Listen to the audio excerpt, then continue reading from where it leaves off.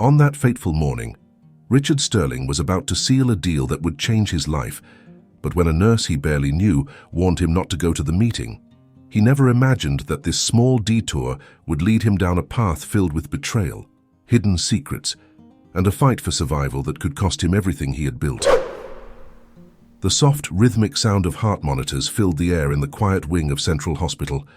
The cold, white glow of fluorescent lights cast long, uneasy shadows in the corridors where nurses and doctors moved efficiently but unhurriedly. Richard Sterling, standing beside his mother's bed, watched closely as she took shallow breaths. Margaret Sterling, once a vibrant and strong woman, now appeared frail, her pale skin contrasting with the white sheets surrounding her. Richard had visited his mother that morning as part of his usual routine. Despite his life being a constant rush of meetings, business deals, and decisions that moved millions of dollars, he never failed to spend a few minutes with Margaret. It was one of his rare concessions to emotion in an otherwise ruthlessly logical life. As he watched his mother, lost in thoughts about what the future held after that crucial meeting, Richard was snapped out of his reverie by the soft yet slightly hesitant voice of a nurse he had seen a few times before. Anna Thompson. She stood out for her calm aura and a kindness that seemed genuine, in contrast to the impersonal attitude of the other staff. "Mr. Sterling," Anna began, her voice firm but filled with concern. Richard turned to face her, raising an eyebrow slightly, something he often did when he felt someone was about to interrupt him with something he deemed unimportant. "What is it?" he replied, his voice tinged with impatience. Something he couldn't help, especially knowing that every minute wasted could cost him millions. Anna stepped forward, clearly uncomfortable with the need to speak, but determined to do so. She hesitated for a moment before finally saying, "Mr. Sterling, I know this may sound strange coming from me, but you shouldn't go to your meeting today."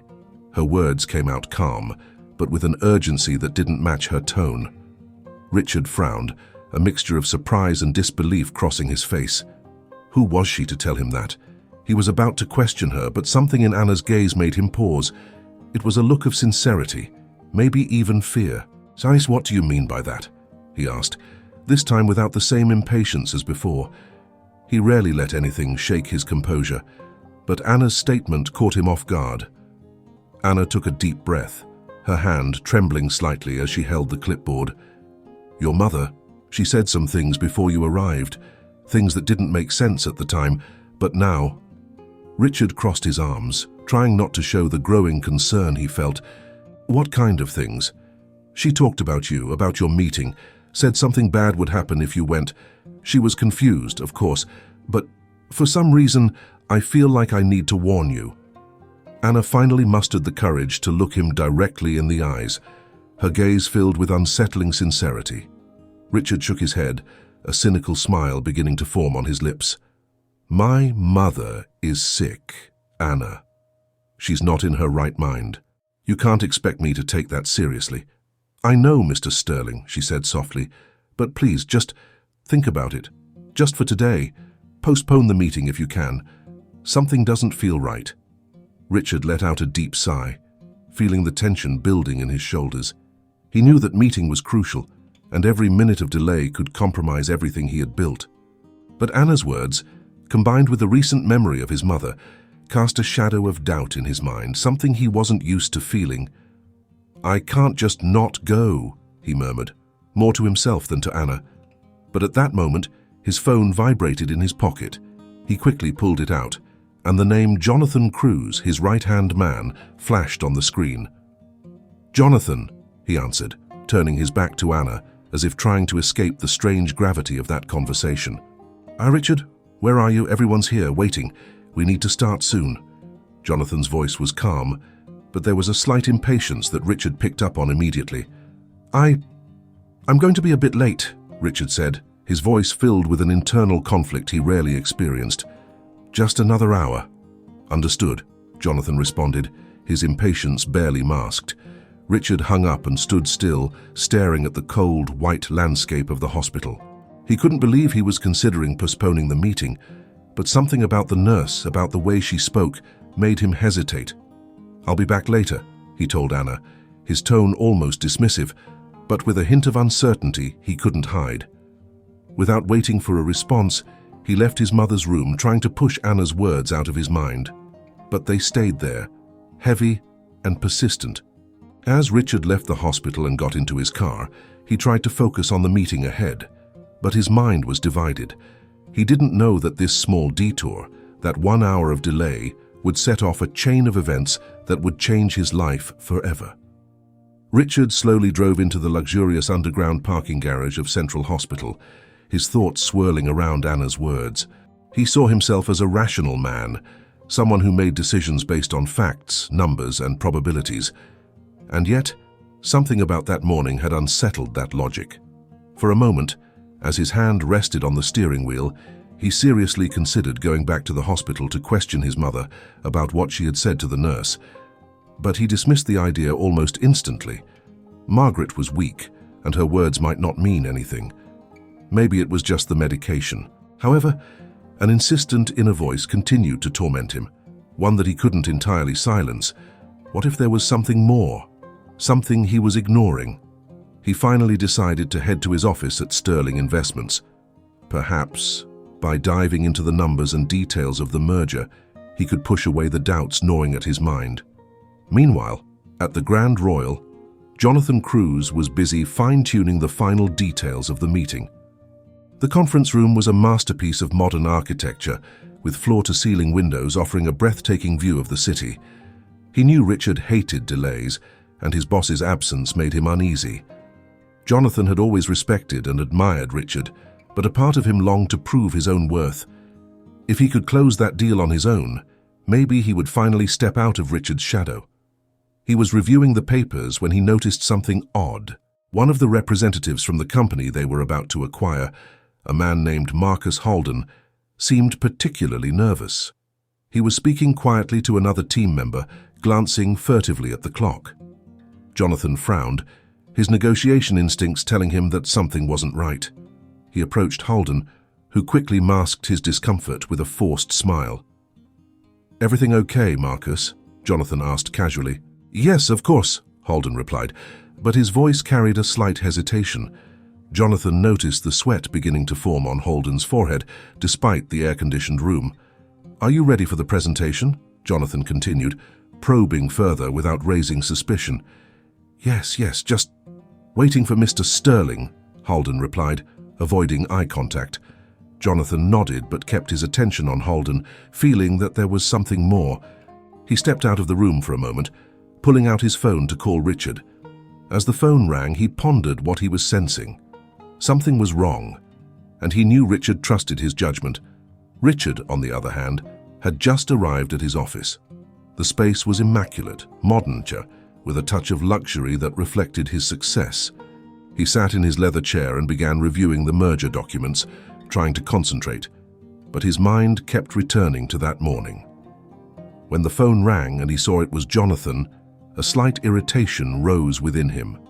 He knew he was late, but he didn't like being reminded of it. "Richard," Jonathan's voice came from the other side. "There's something strange going on here." "What is it, Jonathan?" Richard replied, his patience beginning to wear thin.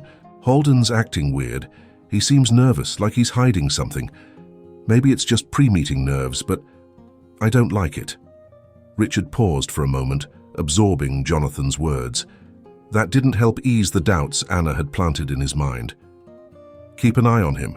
If you notice anything truly suspicious, let me know immediately," he ordered, trying to maintain control of the situation.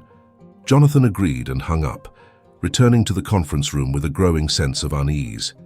He watched Holden from a distance, trying to read the man's expressions, but there was nothing concrete to report. Meanwhile, back in his office, Richard finally gave in to the nagging feeling. He knew he needed to see his mother again, perhaps to clear his head of the disturbing words Anna had mentioned. He rose from his chair with determination and left his office, instructing his assistant to reschedule the meeting. When he arrived back at the hospital, Richard felt a strange chill run down his spine. Something about the visit deeply unsettled him. He went straight to his mother's room, where he found her asleep. Anna was nearby, as if she had been waiting for him, but this time she said nothing. She just watched quietly as he approached the bed. Richard sat beside the bed, holding his mother's hand. Time seemed to stop in that small room, where the sound of the monitors was the only thing breaking the silence. He sat there for a while, lost in thought, until Margaret slowly opened her eyes. "Richard," she murmured, her voice weak but clear. "Mom," he responded, gently squeezing her hand. "Anna said you mentioned something about the meeting. What was it exactly?" Margaret looked at her son with a serious expression, but there was a strange clarity in her eyes, something Richard hadn't seen in a long time. "Richard, you have to be careful. Jonathan, he isn't who you think he is." Those words, simple and direct, hit Richard like a blow. His mind spun as he tried to understand what his mother was saying. Jonathan, his right-hand man, his trusted friend, the man he relied on for his most important decisions. How could he not be who he seemed? Before he could fully process it, Richard's phone rang again. It was Jonathan. He answered with a growing sense of dread. "Richard, we need you here now. Something's happened. Something very serious." Richard stood up suddenly, his heart racing. He looked at Anna, who stood near the door, watching with a worried expression. "What happened?" he asked, the urgency clear in his voice. "An explosion. At the hotel. Everyone's in a panic."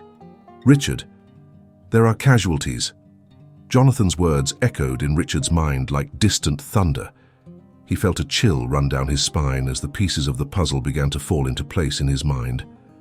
Richard stood frozen for a moment, the phone still pressed against his ear, as he tried to process the information Jonathan had just given him.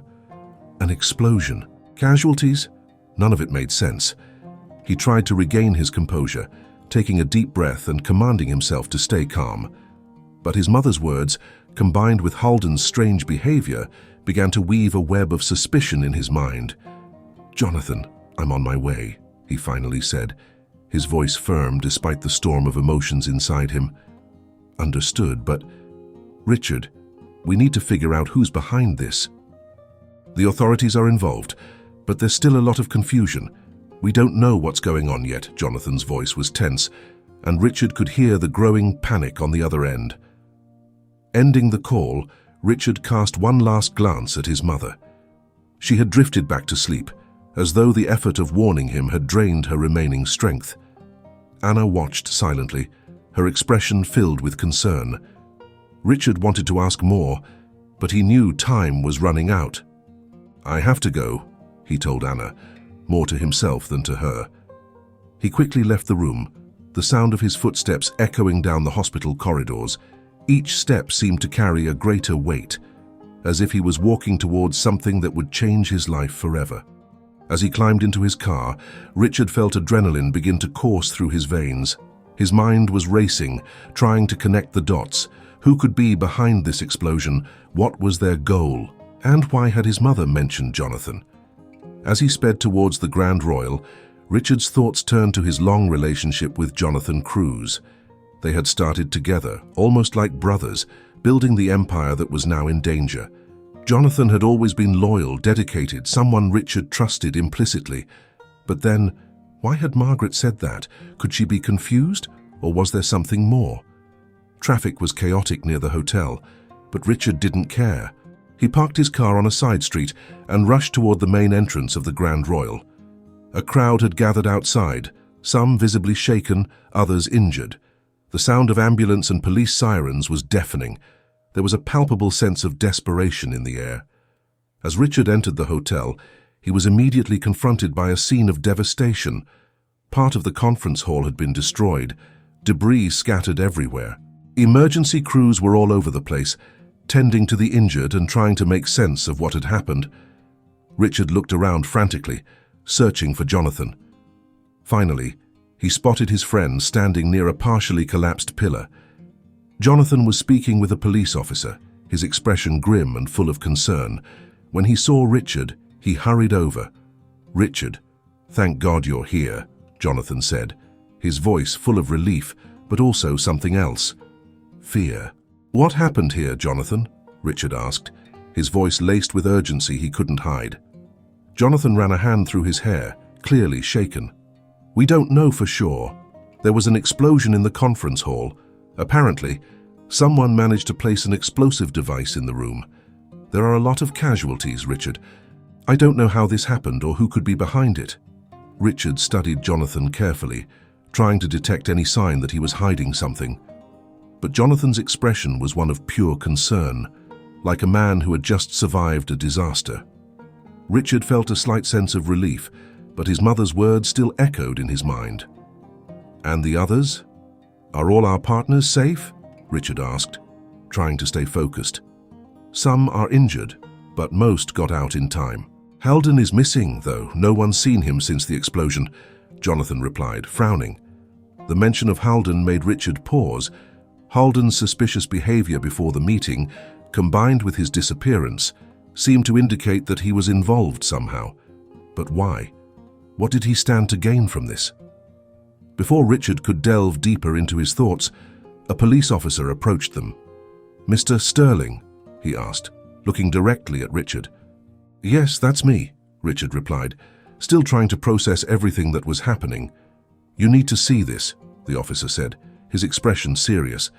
He motioned for Richard and Jonathan to follow him. They were led to a secluded part of the hotel, where the debris was less severe. When they arrived, the officer pointed to a body covered by a white sheet. Richard felt his stomach churn, fearing the worst. "This man was found near the epicenter of the explosion. We're trying to identify him, Marcy, but we think you might know who he is," the officer said, lifting the sheet slightly to reveal the burned and barely recognizable face of a man.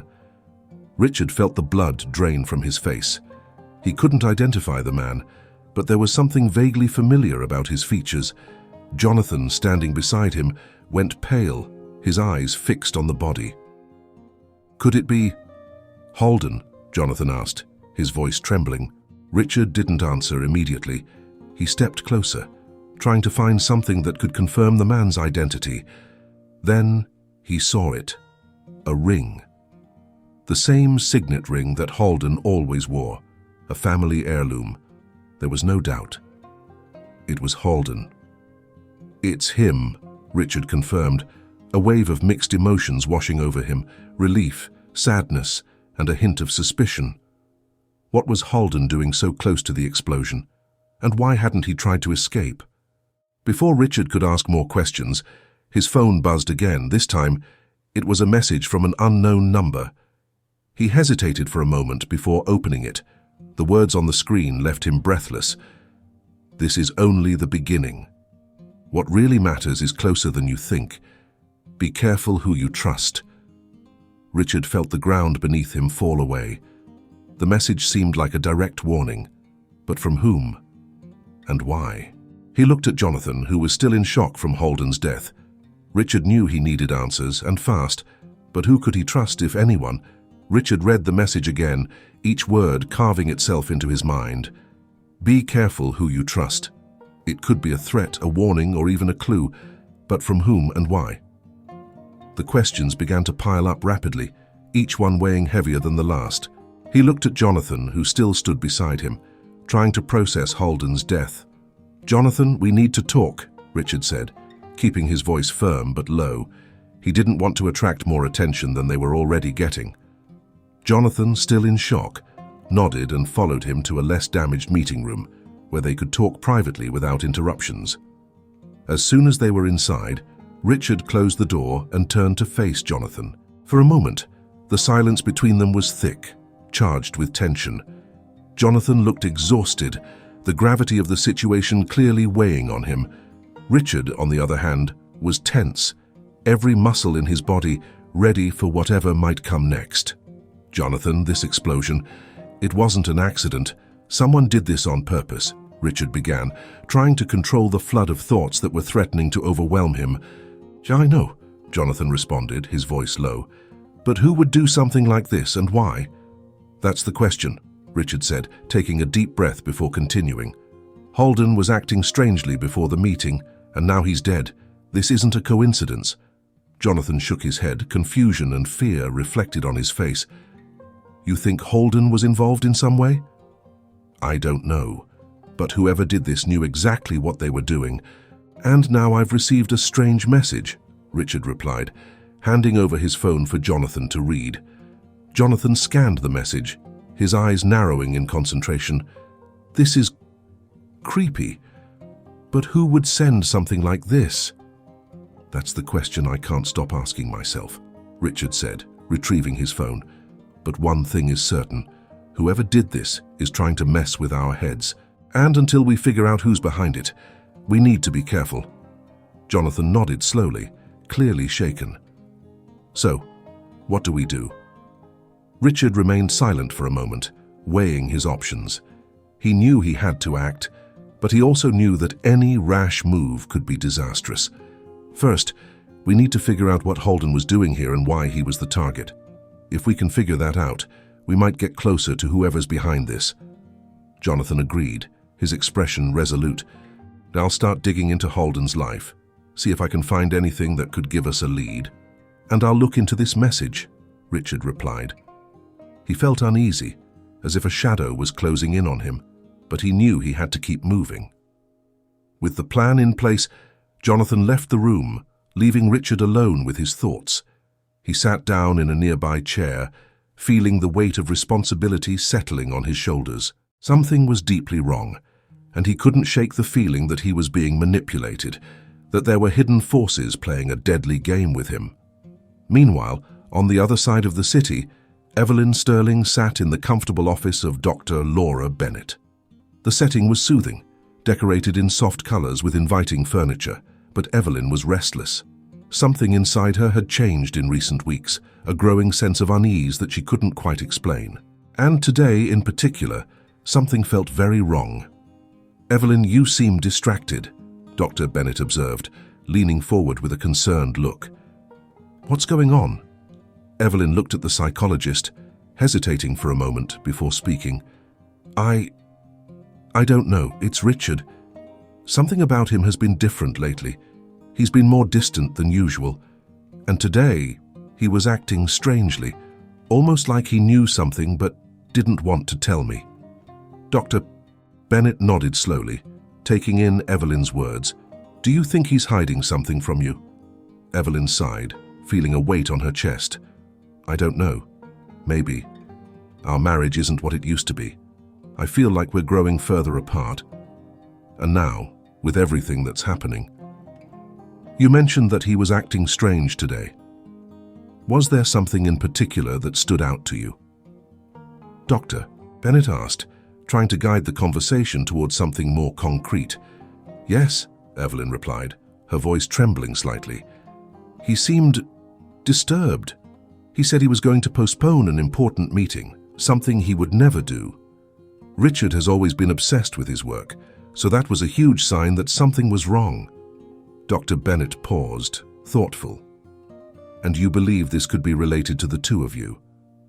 Or is it something else?" Evelyn was silent, considering the question.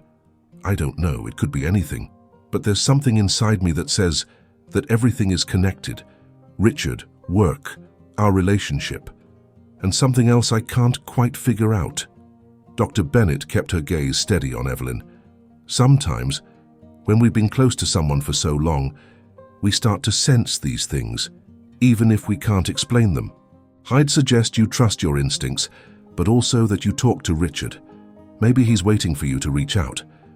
Evelyn nodded, but doubt still hung over her like a heavy cloud. She wanted to believe she could fix things, that everything would go back to normal. But deep down, she knew something had changed forever. Back at Sterling Investments, Richard was going over every detail of Holden's life. Every document, every financial transaction, every move seemed harmless until he found something that made him stop. A recent transfer, an unusually large sum of money, from an unknown offshore account. He studied the transaction, his heart beating faster. This was unusual, especially considering the timing, but what did it mean? He wasn't sure yet, but he knew he was on the right track. Holden had been involved in something bigger than Richard could have imagined, and it had led to that explosion. Richard leaned back in his chair, his eyes fixed on the computer screen. What was Holden up to? And who else was involved? He knew the answer was close, but he also knew that every step forward brought him deeper into dangerous territory. His phone rang, interrupting his thoughts. He answered quickly, expecting news from Jonathan or anyone else who might have information. "Mr. Sterling?" The voice on the other end was unfamiliar, but there was an urgency that made Richard sit up straighter. "Yes, who is this?" "That doesn't matter now. You're about to uncover something that should have stayed hidden. But know this, the closer you get to the truth, the more dangerous it will become. Be careful. Everyone you know is at risk." The line went dead, leaving Richard holding the phone in stunned silence. The warning was clear. He was getting close to the truth. But what did it mean for him and for everyone around him? Richard remained motionless, the phone still in his hand, as the words from the mysterious caller echoed in his mind. "The closer you get to the truth, the more dangerous it will become." That threat wasn't vague. It carried a sense of urgency and imminent danger that he couldn't ignore. Who was behind this, and what did they really want? He got up from his chair and began pacing the office, trying to organize his thoughts. Every time it seemed like he was closer to uncovering the truth, new layers of mystery emerged, making the situation even more confusing. He knew he needed to share this new information with Jonathan, but a small voice in the back of his mind made him hesitate. Could he trust Jonathan completely? His mother had planted a seed of doubt, and Richard couldn't shake it. Before making any decisions, Richard knew he needed more information. Halden had been involved in something big, but Richard didn't have all the pieces of the puzzle. Using the help of a trusted hacker he had used before, Richard decided to dig deeper into Halden's accounts. If there was any trail of who might have been financing or manipulating Halden, Richard needed to find it. While waiting for the hacker's report, Richard also decided to check something else. He opened an old file stored on his computer, where he kept records of all major meetings that had taken place in recent months. He started searching for any mention of Halden, any detail that might have gone unnoticed, and then he found it. About 6 months ago, during a meeting, Halden had requested a significant change in the terms of a deal they were negotiating. At the time, Richard had agreed, considering it part of the routine negotiations. But now, looking at that detail, he realized that it was connected to a shell company, a company that, as far as Richard could tell, did nothing except funnel large sums of money into unknown accounts. Richard picked up the phone again and called the hacker, asking for a complete analysis of the shell company and its connections. There was something big going on, and he needed to know what it was before it was too late. Meanwhile, Jonathan was on his own mission. He had followed the trail left by Halden, investigating his contacts and trying to find anything that could explain his strange behavior before the explosion. But the deeper he dug, the stranger the situation became. The people he talked to were reluctant to speak, and there was a palpable fear in their voices, as if they knew something but were too terrified to share. Jonathan began to suspect that he himself was being watched. There was a growing tension in the air, something he couldn't shake. He decided that he needed to go back to the hotel to see if there was any clue that the authorities might have overlooked. When he arrived, the hotel was eerily quiet, with only a few police officers and cleanup crews on site. The area around the conference hall was still blocked off, but Jonathan managed to sneak inside. He began combing through the rubble, looking for anything that might have been missed. And then he found it, a charred piece of paper, half buried under the debris. Carefully, he dug it out and saw that it was part of a document. Although most of it was unreadable, one word stood out: Sterling. Jonathan's heart raced. This could be a crucial piece of evidence, something that linked the explosion directly to Richard's company. He knew he needed to show it to Richard, but before he could leave, he heard a noise behind him. Turning quickly, Jonathan saw a tall, hooded figure approaching. The stranger stopped a few feet away, his face hidden in the shadows, but his posture was menacing. "What did you find there, Cruz?" The voice was cold, emotionless, but carried an implicit threat. Jonathan swallowed hard, gripping the piece of paper tightly in his hand. "Who are you? What's going on here?" The figure took a step forward but kept his face obscured. "You're asking too many questions, Cruz. You should have stayed in your place." Jonathan felt a chill run down his spine. He knew he was in danger, but he couldn't let this go. "What do you want from Richard? What does all of this have to do with him?" The hooded figure didn't answer immediately, but the silence that followed was even more threatening. Finally, he said, "Richard Sterling is playing a game he doesn't understand. And you, Jonathan, are caught in the middle, but I'm giving you a chance to walk away." Jonathan looked around, searching for an escape route, but he knew he was trapped. The hooded figure moved slowly toward him, and Jonathan realized he had to act fast. Without warning, he threw the piece of paper behind him, distracting his opponent for a brief moment, and ran for the exit. He heard footsteps behind him but didn't stop. Jonathan sprinted down the hallway, his feet pounding against the floor in a frantic rhythm until he finally reached an exit door. He shoved it open and burst into the night air, his lungs burning as he ran down the street. He didn't stop until he was sure he was far enough away. With his heart still racing, he paused at a street corner and looked back. No one was following him. For now, Jonathan knew he needed to find Richard.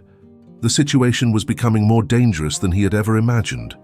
But at the same time, he couldn't ignore what the hooded figure had said. Richard is playing a game he doesn't understand.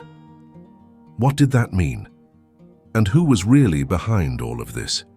While Jonathan tried to piece together the puzzle, Richard was sitting in his office, going through the hacker's report. He looked at the screen, where a detailed analysis appeared, and felt a chill as he read the conclusions. The shell company connected to Holden had been involved in several suspicious transactions, all leading back to a name he never expected to see: Evelyn Sterling. The shock hit Richard like a wave of ice. Why would Evelyn be involved in this? Was it possible that his own wife was behind the entire conspiracy? Richard's mind raced as he tried to comprehend. He knew he needed to share this new information with Jonathan, but a part of him hesitated. His mother's words, combined with the sinister warning he had received, had planted seeds of doubt that he couldn't ignore. What if Jonathan was involved somehow? What if, from the very beginning, Jonathan had been working against him? Richard took a deep breath, trying to calm the growing paranoia. Jonathan had been his ally for years, but in that moment, Richard realized he couldn't trust anyone blindly. He had to be strategic, to keep his cards close to his chest and not reveal his true intentions until he was certain of who was on his side. Making his decision, Richard picked up the phone again and called Jonathan. The call was answered on the second ring. "Jonathan, I found something in Holden's records," Richard began, keeping his voice calm and neutral. "So we need to talk in person, but not at the office. Meet me at our old spot, at the bar in the Artisan, in an hour." Jonathan seemed surprised by the choice of location, but he quickly agreed. "I'll be there." Richard hung up the phone and sat in silence for a moment, considering his next steps. He knew this meeting could be the key to figuring out who was behind everything, but it could also be a trap. He had to be prepared for anything. Before leaving the office, Richard did something he normally wouldn't do. He discreetly armed himself with a small pistol he kept locked in a drawer. It was something he kept more for precaution than actual use, but tonight, he wasn't taking any chances. He also accessed the security camera in his office, making sure he'd have a record of what transpired, in case anything went wrong. As he drove to the Artisan, a quiet, upscale bar where he and Jonathan used to meet in their early business days, Richard felt the weight of the decision he was about to make. He needed to find out the truth, but it also meant confronting his own judgment about Jonathan. If he was wrong, he could lose the only ally he had left. But if he was right, there was no room for mistakes. When he arrived at the bar, Richard chose a secluded table in the back, where he could observe the entrance without being immediately noticed. The atmosphere was sophisticated, with soft lighting and quiet background music. The patrons spoke in hushed tones, unaware of the storm brewing inside Richard's mind. He ordered a drink, something to calm his nerves, and waited for Jonathan. The minutes dragged on, and every time someone walked through the door, Richard's heart quickened until he saw it wasn't Jonathan. Finally, Jonathan entered the bar, looking calm but with an expression Richard couldn't quite read. He gave Richard a brief nod upon spotting him and walked over to the table. "Sorry for the delay, traffic was terrible," Jonathan said as he sat down. "No problem," Richard replied, handing over the drink he had already ordered for Jonathan. "We need to talk, but first I want to know how you're handling all of this. It's a lot of pressure." Jonathan took a sip of his drink, pausing for a moment. It's a lot to process, Richard. I never thought we'd be in this situation. Holden's dead, an explosion, and now this mystery. Honestly, I'm starting to get worried about what's next.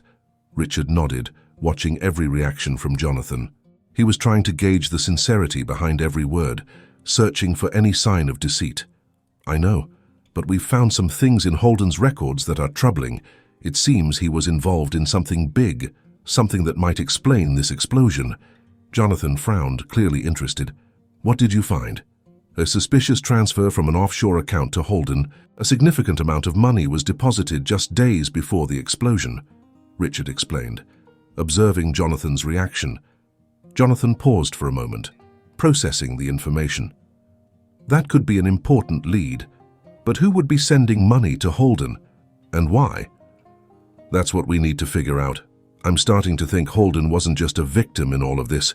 He might have been involved or manipulated by someone bigger, Richard said, casting the bait to see how Jonathan would respond. If that's true, we're dealing with something much bigger than we realized, Jonathan replied, his voice becoming more serious. But Richard, why did you call me here? We could have discussed this at the office. Richard hesitated for a second. I wanted us to meet in a neutral place, where we can talk freely without worrying about being monitored. I'm not sure who I can trust, Jonathan, and if Holden wasn't alone, if there's someone else behind this, maybe even inside our own team. Jonathan remained silent for a moment, considering the suggestion. You're saying you think there's a traitor among us? I'm not ruling anything out, Richard responded, keeping his gaze steady on Jonathan. And we need to consider all possibilities. Jonathan nodded, his expression turning grave. You're right. We can't trust anyone, at least not until we have all the answers. Richard relaxed slightly, feeling that if Jonathan was lying, he was doing a masterful job of hiding it. Still, he wasn't ready to lower his guard completely. Let's work together on this, Jonathan. Figure out who's behind everything. But we need to be discreet. We can't let them know we're investigating, Richard said, wrapping up the conversation. Jonathan agreed and raised his glass, to finding the truth and protecting what we've built. They toasted, but Richard still felt a shadow of doubt hanging over them. He knew the truth would come to light soon, but he feared what it would bring with it. As they left the bar, Richard glanced around, feeling like they were being watched. He couldn't shake the feeling that they were walking straight into a trap, one he would need to be ready to face.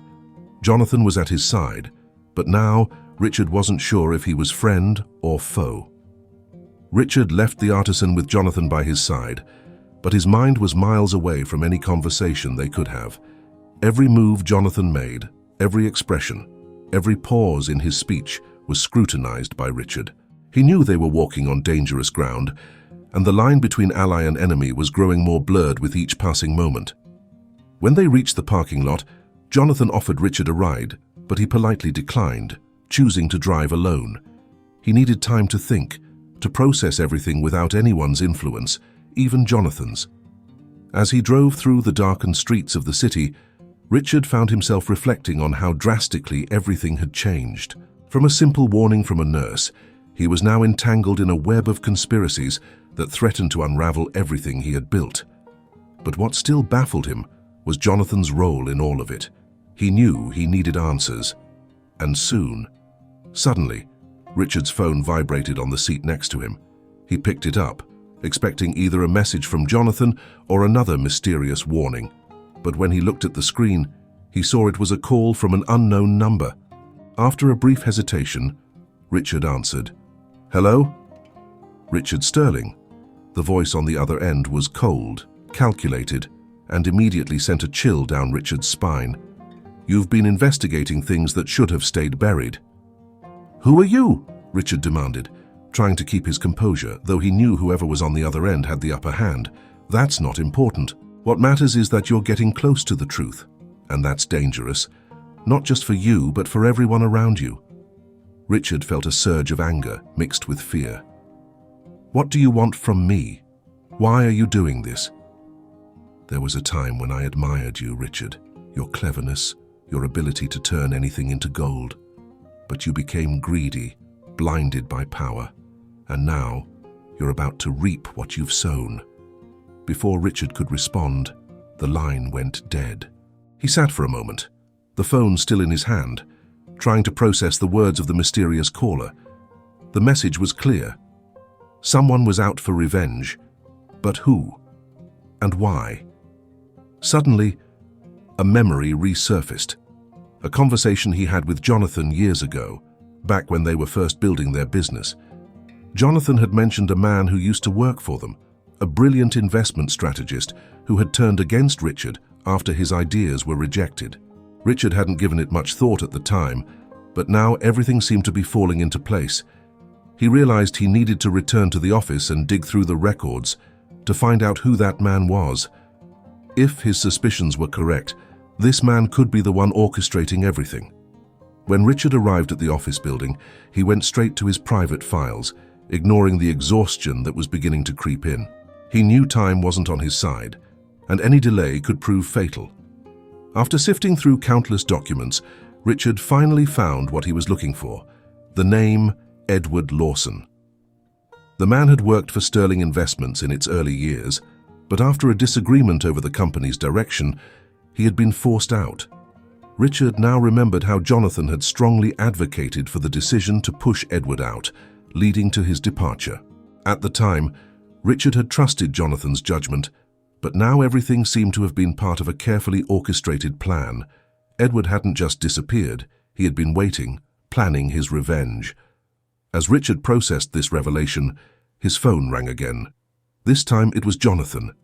"Richard, where are you? We need to talk." Jonathan's voice was urgent, but there was something more, an undercurrent of fear. "I'm at the office, Max, looking into something," Richard replied, his voice now laced with suspicion.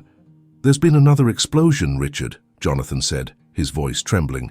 "This time at our London branch. There are casualties and they're saying it's the same group." Richard's world spun, more lives lost, more destruction, all in the name of revenge for something he hadn't even known was happening. "Richard, I think you need to get out of there. This group, they're after you," Jonathan continued, and this time Richard heard genuine fear in his voice. "I know who's behind this, Jonathan, and you do too, don't you?" Richard finally confronted him. The silence on the other end was deafening. "Richard, I don't know what you're talking about. Edward Lawson. You knew all along that he was planning something, didn't you? You pushed him out to keep him from getting in the way. And now he's back to destroy us," Richard accused, his voice shaking with anger. Jonathan tried to defend himself, but Richard wasn't interested in listening. He ended the call, feeling a mix of betrayal, rage, and fear. Jonathan, his friend and partner, the man he had trusted, had manipulated everything from the beginning, and now he was trying to escape the consequences. But Richard couldn't afford to hesitate any longer. He knew Edward was getting closer to taking everything from him, and his only chance was to face him head-on. Richard armed himself and left the office, determined to confront Edward before more lives were lost. He knew he was walking into a trap, but he had no choice. If this was going to end, it would end with him fighting until the last moment. As Richard left the building, a deafening explosion shook the foundation. The force of the blast threw him to the ground, his ears ringing as he struggled to stand. Smoke and fire spread quickly through the building, and Richard realized that this was the final move in Edward's deadly game. Fighting to breathe, Richard saw a figure emerge from the shadows, walking toward him. Even through the chaos, Richard recognized the face of Edward Lawson. "I warned you, Richard," Edward said, his voice eerily calm in the midst of the destruction. "You didn't listen, and now this is what you get." Richard tried to stand, but his strength was fading fast. He knew there was no way out. "You're right, Edward. I made mistakes, but I won't let you get away with this," Richard murmured, using the last of his strength to pull out his gun.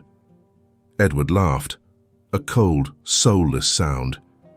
"You've already lost, Richard. Everything you've built, everything you've fought for, it's mine now." With those words, Edward disappeared into the smoke, leaving Richard behind as the flames consumed the building. Richard knew this was the end, but in his final moments, a strange sense of peace washed over him. He had fought to the very last second, And even though Edward had won this battle, Richard knew that his legacy wouldn't be destroyed so easily. With that final thought, Richard closed his eyes, surrendering to the darkness that surrounded him. If you enjoyed this story, consider subscribing to our channel and supporting us through the thanks button. Until next time.